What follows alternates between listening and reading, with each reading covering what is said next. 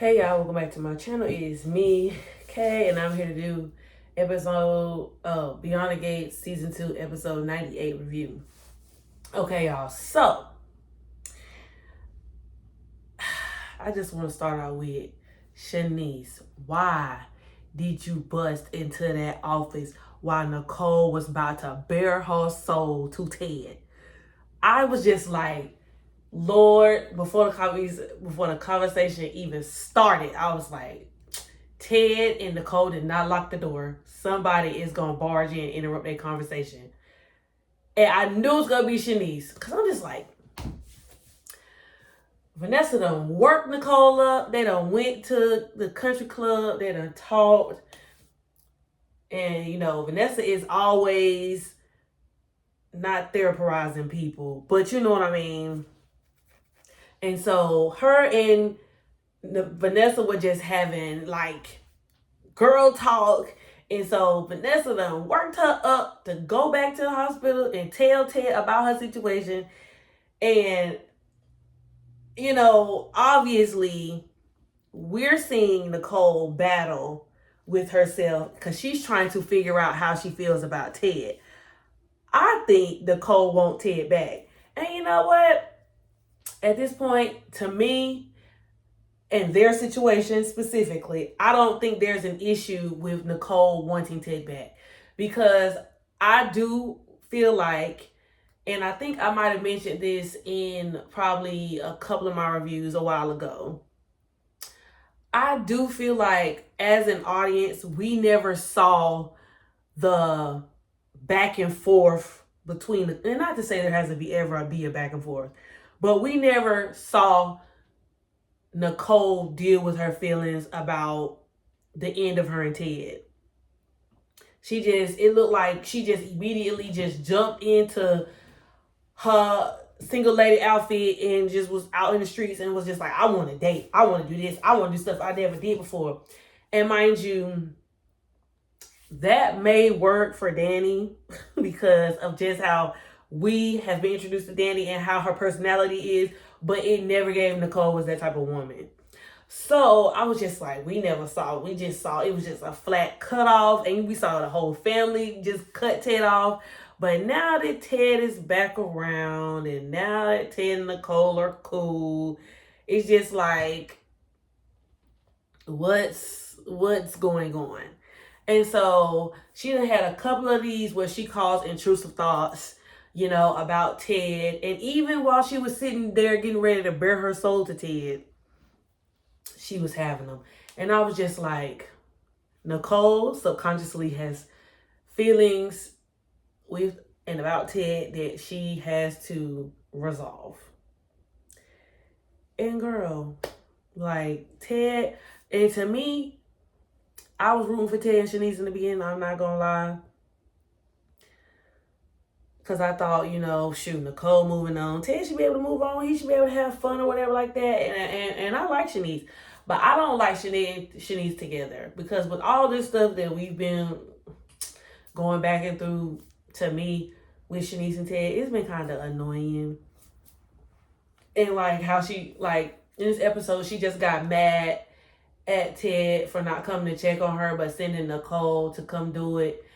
And even though I understand her logic behind it, I'm just like, at the same time, outside of the fact that Nicole is Ted's ex-wife, Nicole has had plenty of talks with staff members at the hospital about their feelings, and she counsels or gives advice to multiple people. So I didn't see nothing wrong with Ted, suggesting Nicole to go talk to Shanice because of what happened with Derek, and Derek being a patient there. And then, of course, Derek being in relationship with all those people at the hospital, and Nicole being the therapist there on staff.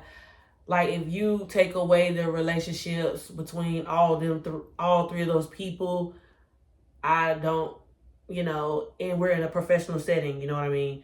So I didn't see nothing wrong with it. But the thing is, at Garland, they cross professional with personal and relationship and a whole lot of so I guess if you look at it from all those angles, then yes, I can see why Shanice would have an issue. But nonetheless, her and Nicole end up having a conversation about it.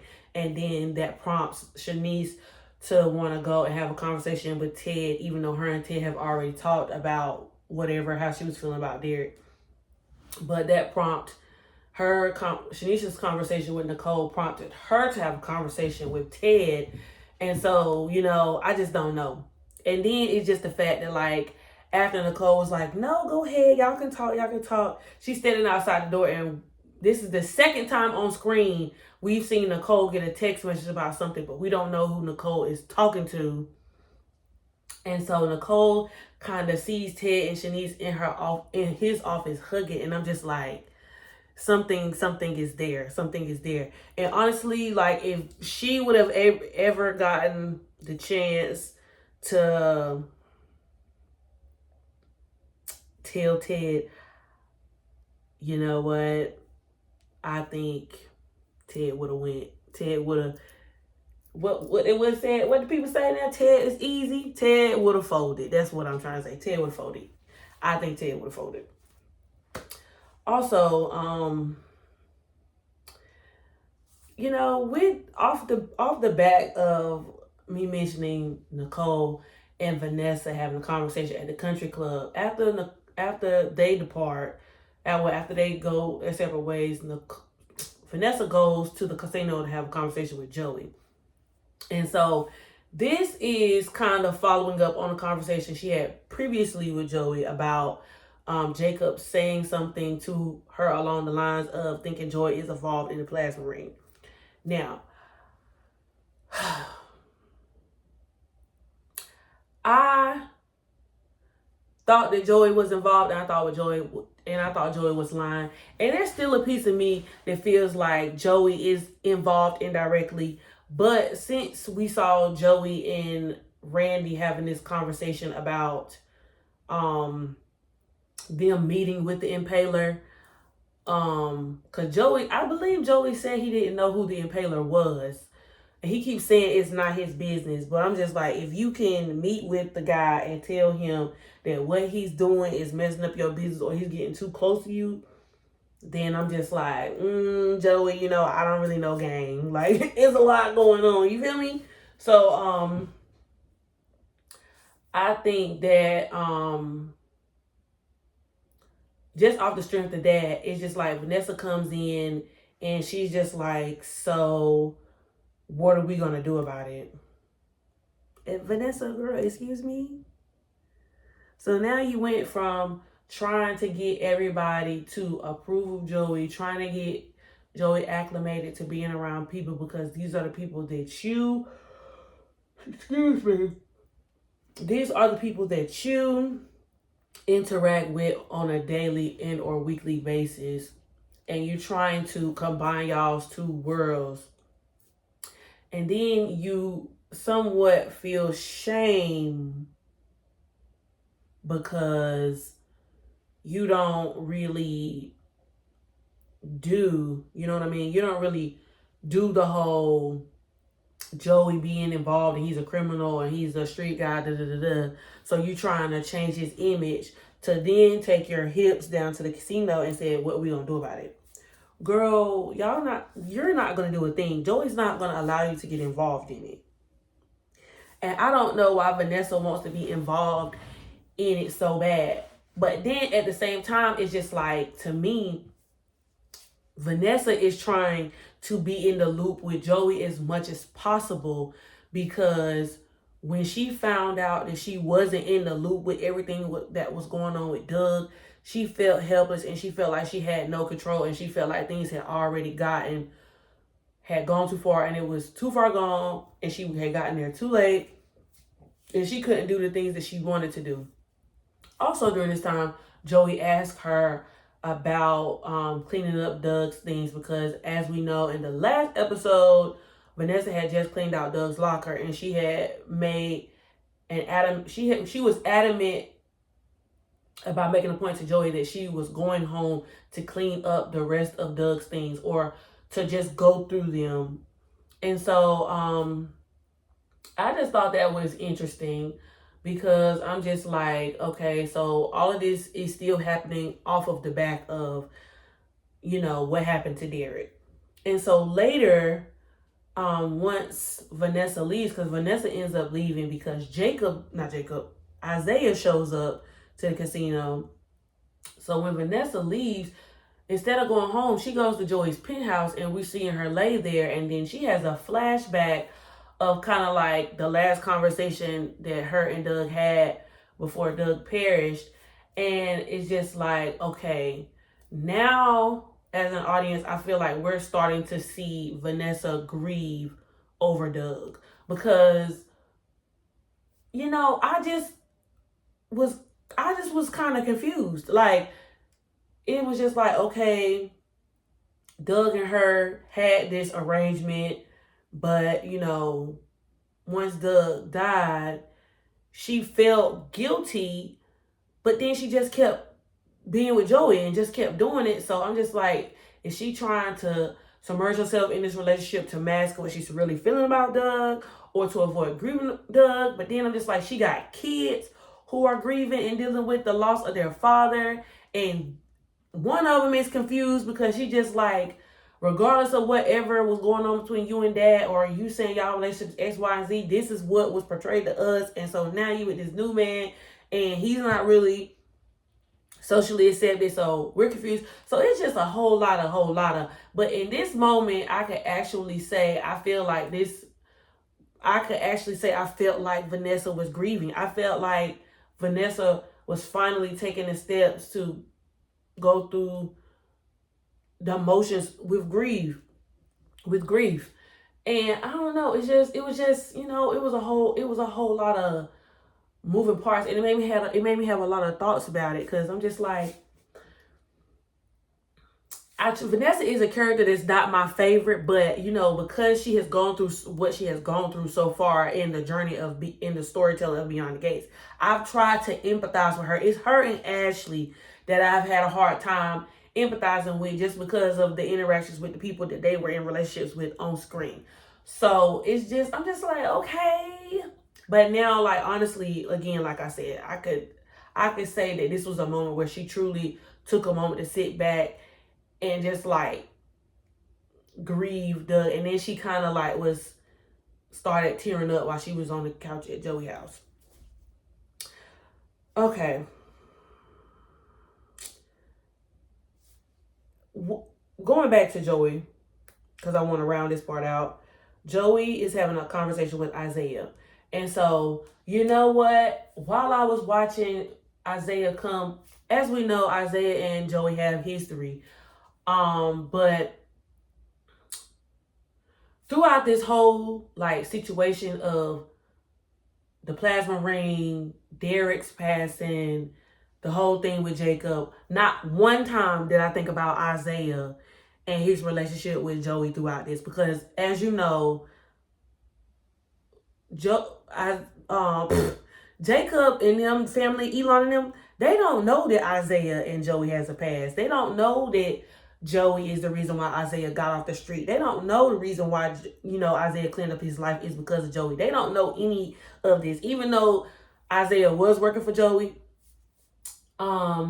we see that Isaiah and Joey have like this father-son situation going on. And so when Isaiah came to Joey and was just like, I want you to be honest with me, I was just like, Joey, this could go left. Like, I was just like, especially if Joey tell him something that he don't want to hear, or he ends up lying to Isaiah and Isaiah later finds out that what Joey said was a lie, that would just be a whole like downward spiral. But anywho's, so Isaiah flat out asked Joey, did you have anything to do with the plasma ring?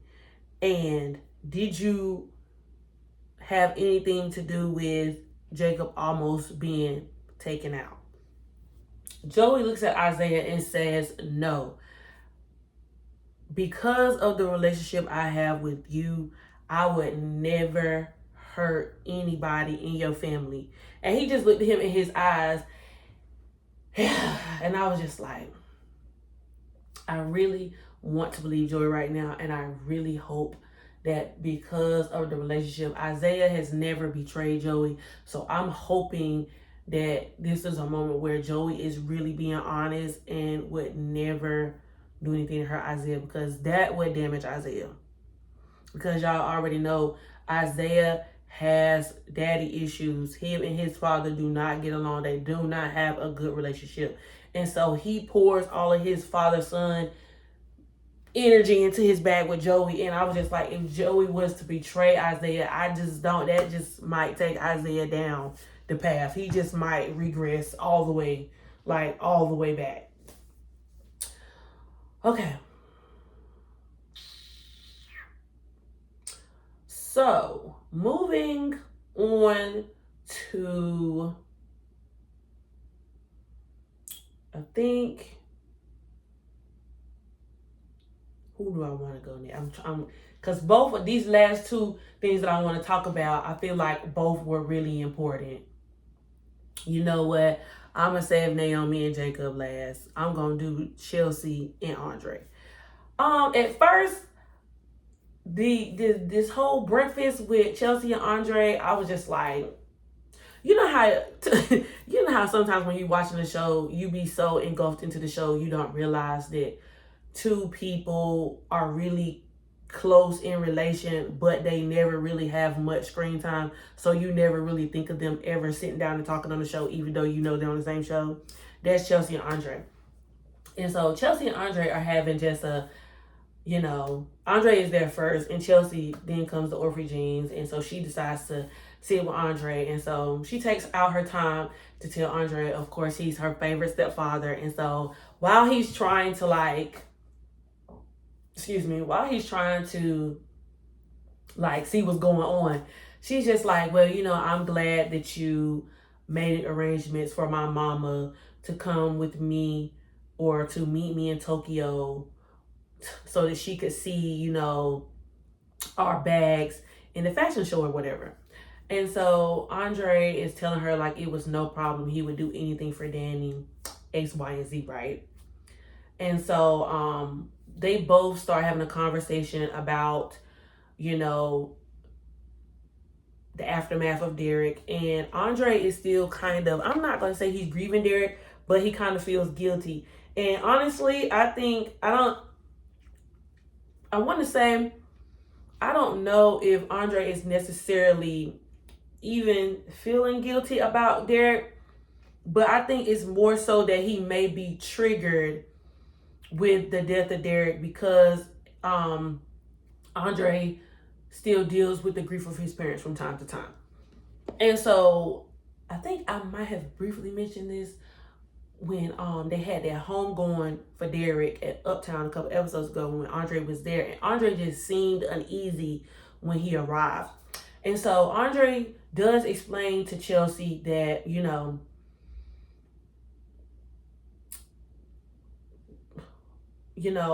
Andre explains to Chelsea his feelings surrounding Derek. Like, him and Derek weren't the friendliest, but at the same time, I think they both had this respect for one another.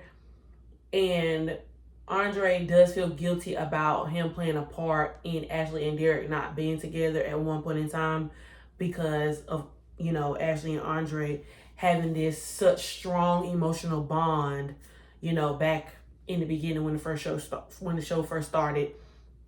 And so Andre explains to Chelsea that, Danny has been helping him deal with like his feelings surrounding the whole situation and has basically told him multiple times like he has absolutely nothing to be regretful or sorry about because Ashley and him were not together. And Ashley and Derek were not together. And also Ashley and Andre were not together at the time. They were two single people. So, as Chelsea and Andre are having this conversation, Andre is saying and I thought this was important, and I thought this was important to open up because there was some times where I just felt like I couldn't get a good read on Andre. I didn't know what was going through Andre's mind. I didn't know if Andre actually, sometimes I felt like I didn't know if Andre actually wanted to be in this relationship with Danny. And regardless to how cute I think Andre and Danny are, and how I just want this relationship between Andre and Danny to work out, we still have to acknowledge the fact that what Andre and Danny did was unconventional. And sometimes we see Danny struggle with her feelings towards Bill. And then sometimes we see Andre just struggle with his feelings, period. And so I just didn't know. But now it seems like up to date that Andre and Danny are in a very good space, and they always have had an open and honest relationship. And so I feel like they were always very open with each other, and they were in good space. And I feel like Danny and Andre has grown closer, especially on Danny's side, because Danny is starting to appreciate all the things that Andre did, and she's realizing all the things that Bill didn't do, especially after that whole conversation that she had with Bill about how she didn't feel protected and all that other stuff. But while Andre and Chelsea are sitting there unpacking like his feelings with grief, and you know, Chelsea has even mentioned like how this whole situation with Derek passing, even though she didn't know him, it still made her think about how precious life is. And then the whole situation going on with Anita, and then she didn't mention it, but even her situation going on with her and Allison, it makes her appreciate the moments that she has and how much she appreciates loving Madison.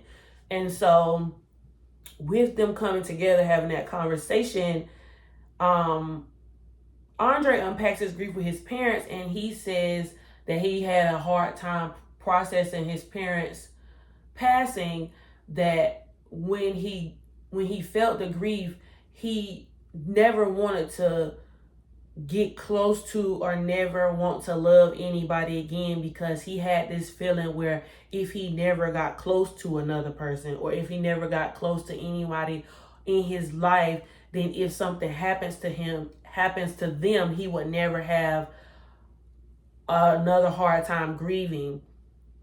And Chelsea's response to him was just like, that's a miserable life. But at the same time, it was true. You know what I mean? And so I feel I liked the vulnerability. I hate when I be getting tongues out here. I like the vulnerability that Chelsea and Andre had with each other during this talk, because it was just like we knew that Andre dealt with the loss of his parents, or he still grieves the loss of his parents, and that even though Nicole and Ted played such a big part in his life after his parents passed, he never viewed them as a replacement, and he still deals with grief. And so when Chelsea said, oh, well, that's why it made it be easy to be a player, I was just like, exactly. He could get what he need for the moment from a woman, but he never has to worry about the emotional currency or being emotionally spent, or you know what I mean? Sometimes being in a relationship with a person is very emotionally expensive. And so if he didn't have to invest certain parts of himself, he didn't have to worry about having losses. He didn't have to worry about having losses. And so I just thought that was a really profound scene, or scenes between him and Chelsea, because then it brought up the ultimate thing, which is what Andre is grappling with now, is that he was able to power through supporting Danny and supporting Vernon and Anita during Anita's cancer battle. And so because Danny did test positive for the gene, even though there is a chance that Danny may never have breast cancer, it's just the fact that he has to grapple with the reality that that may be true. And so he's trying to deal with his feelings of the inevitable, the unknown. He doesn't know if Danny will ever struggle with, breast cancer, but the thought troubles him because he doesn't want to be in another position where he loses again. And I thought that was powerful to say or to be expressed on screen, because I think we've seen Danny grapple with that fact. We've seen Anita and Danny both talk about it. We've even seen Bill grapple with the fact that, something could happen to him or Danny, because both of them have experienced, health issues.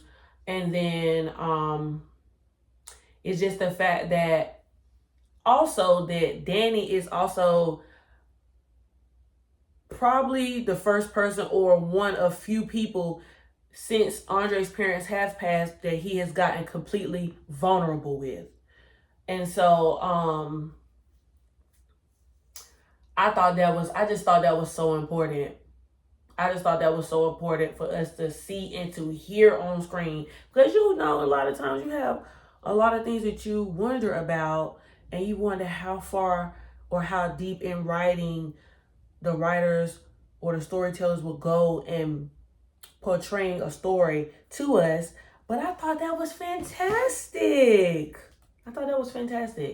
And it made me think. And I like when shows get deep a little bit and make me think about the cause and effect relationships between, moments that happen on screen and different characters, and then the other characters that, are in support of those characters and how it affects them. Just like the whole thing with Anita, how that affected Danny and Nicole, and then how that also affected Danny and Nicole's children, and how that affected Danny and Nicole's spouses or ex-spouses, or the tree of everybody who's supporting everybody. You know what I mean?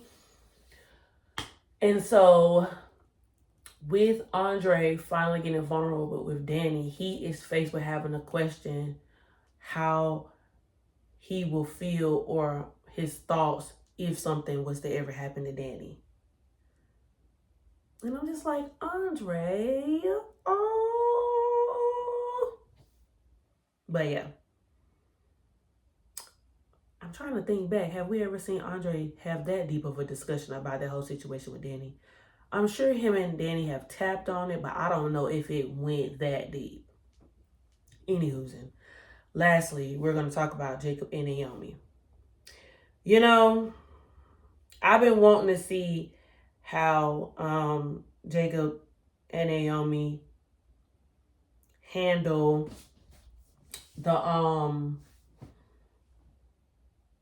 how Jacob and Naomi handle them both grieving the loss of Derek, and how they move forward as husband and wife, because this was one of their close friends.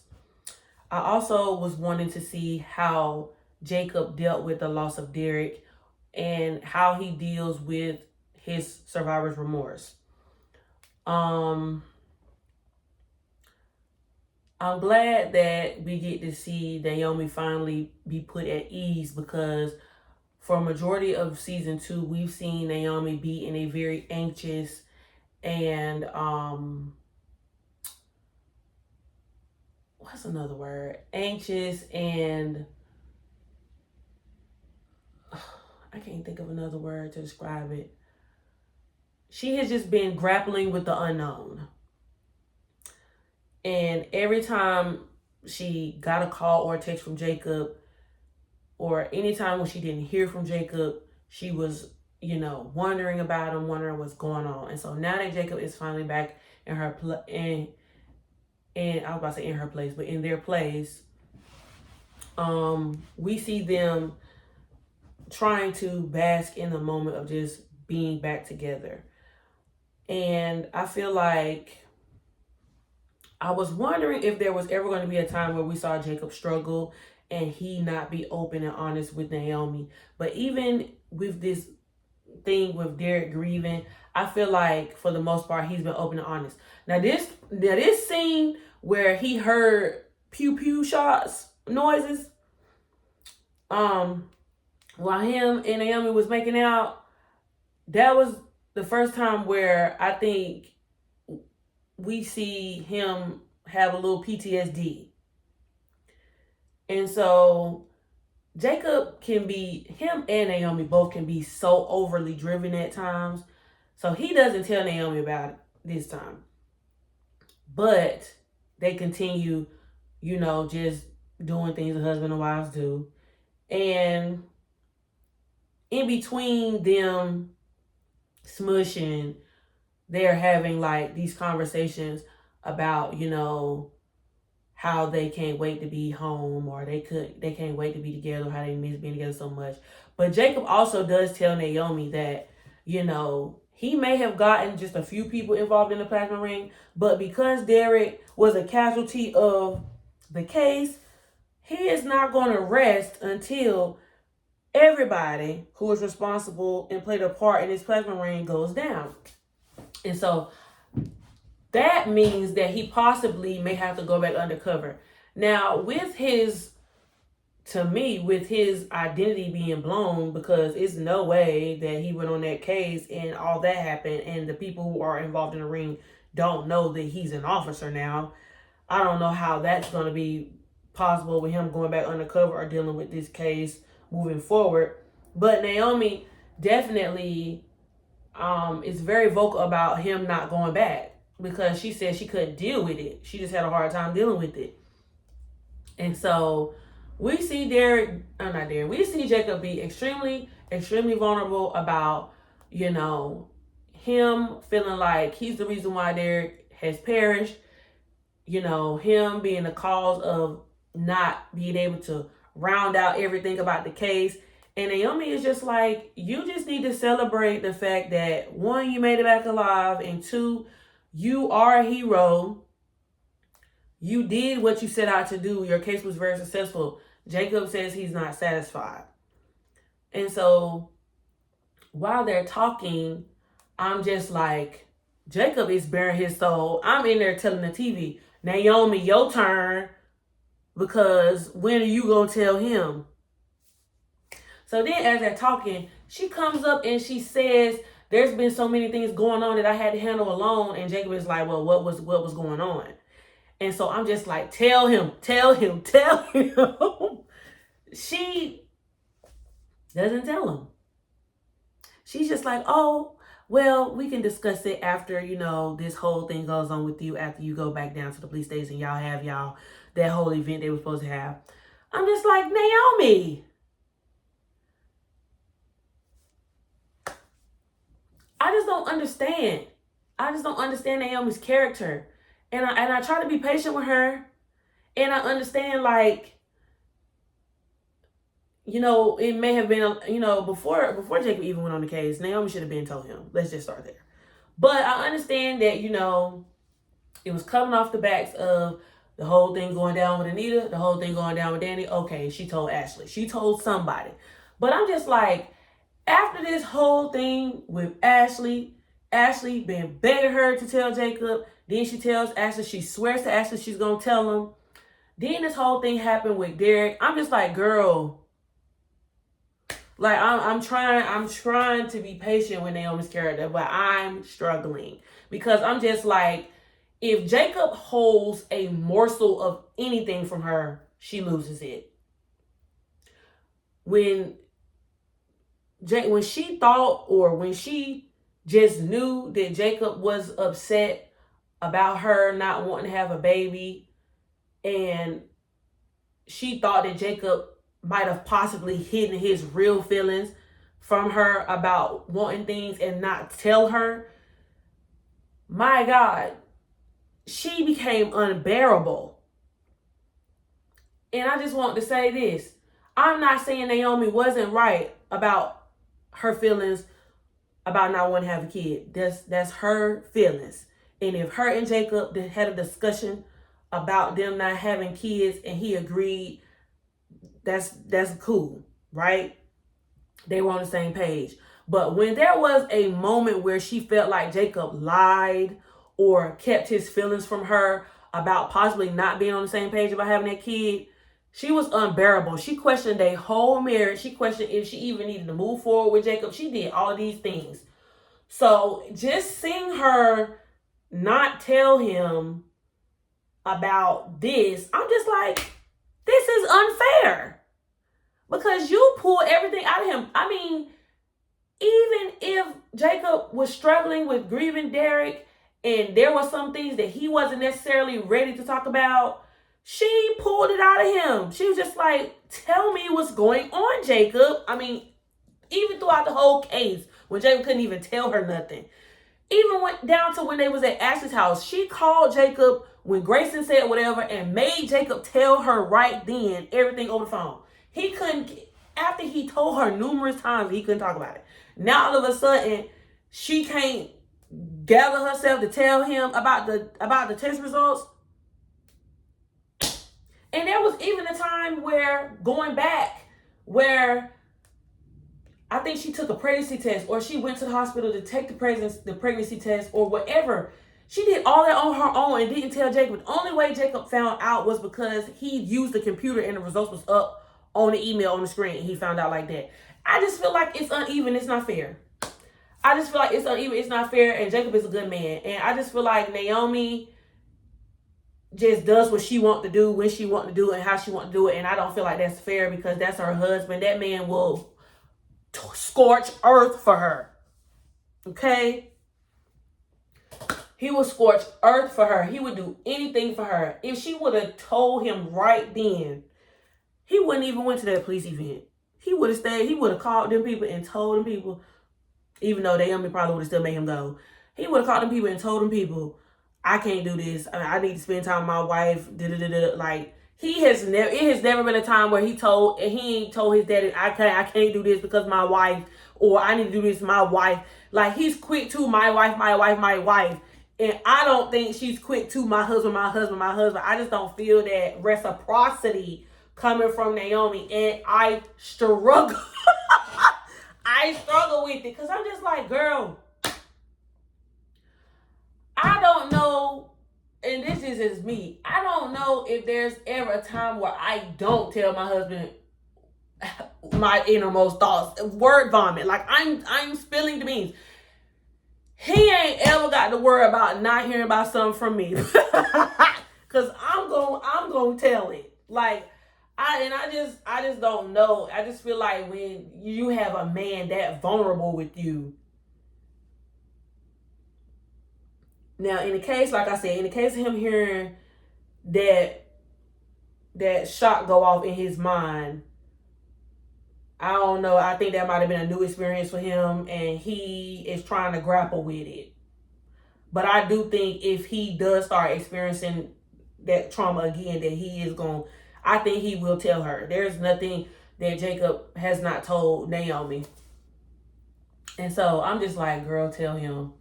Hopefully next episode, I will be able to issue Naomi an apology and say, girl, I'm sorry that I was so hard on you. And I'm glad you finally told Jacob that, you had a gene. Because I think that we need to see him deal with that. I don't think that we need to pull this out any further because it's not fair to Jacob. We need to see him deal with that. We need to see him and Naomi.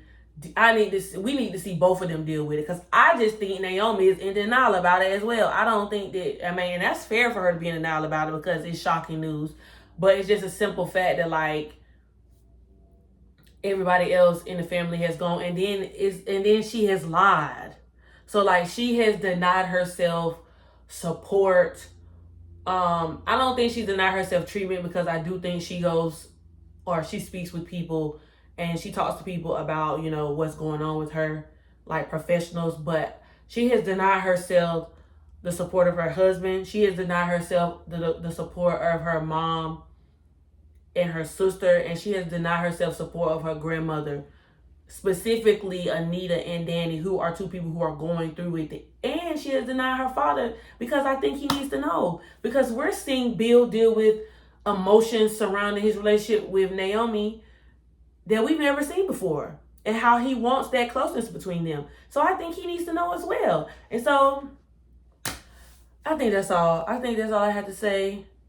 But most of all, the person who needs to be able to deal with it and talk to about it, I think it's extremely unfair that she told Ashley first instead of her husband.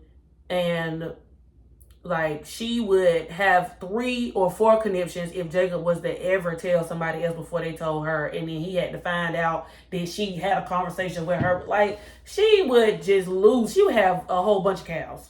But anyway, nonetheless, yeah, y'all, I think that's all for my review for episode 98. Please like, comment, and subscribe, and I'll be back with episode 99. Deuces.